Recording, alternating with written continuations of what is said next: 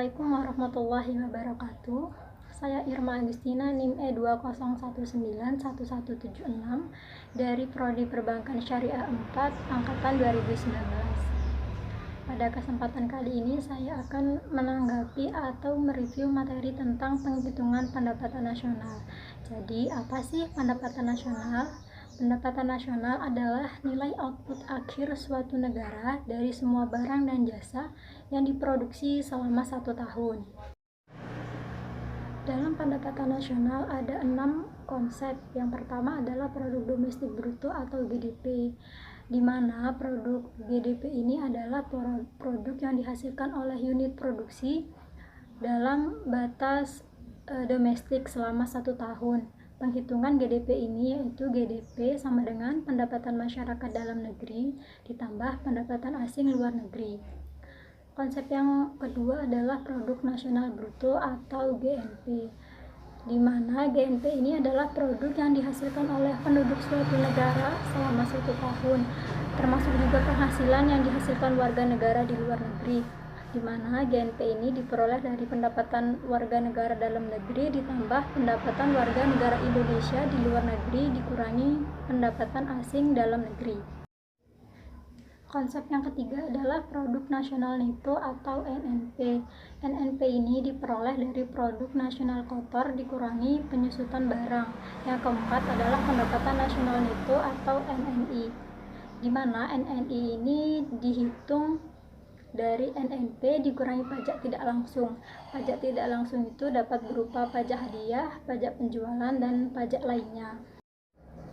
Pendapatan yang kelima adalah pendapatan perseorangan atau PI.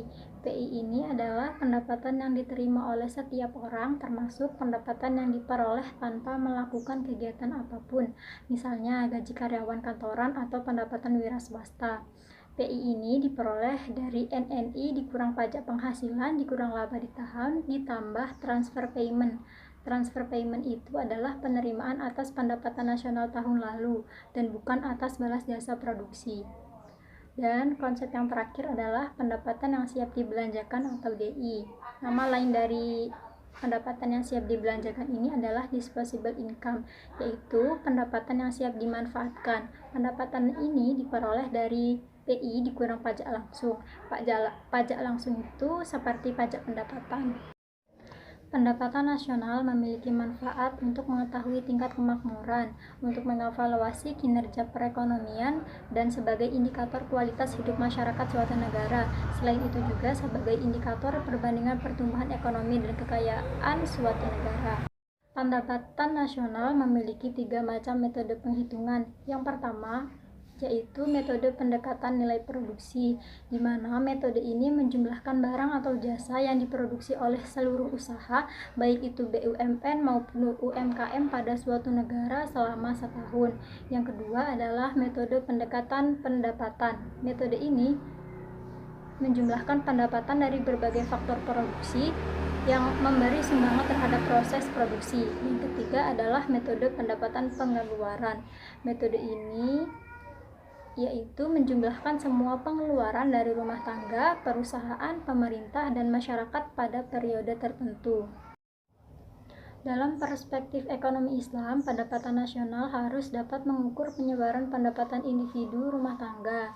Selain itu, juga harus dapat mengukur produksi di sektor pedesaan, dan harus dapat mengukur kesejahteraan ekonomi Islam melalui pendugaan nilai sopan santun dan juga bersedekah. Dalam ekonomi Islam, sumber pendapatan nasional berasal dari ghanimah, sedekah, infak, zakat, jizyah, dan pendapatan lainnya. Itu saja yang dapat saya sampaikan, semoga bermanfaat. Wassalamualaikum warahmatullahi wabarakatuh.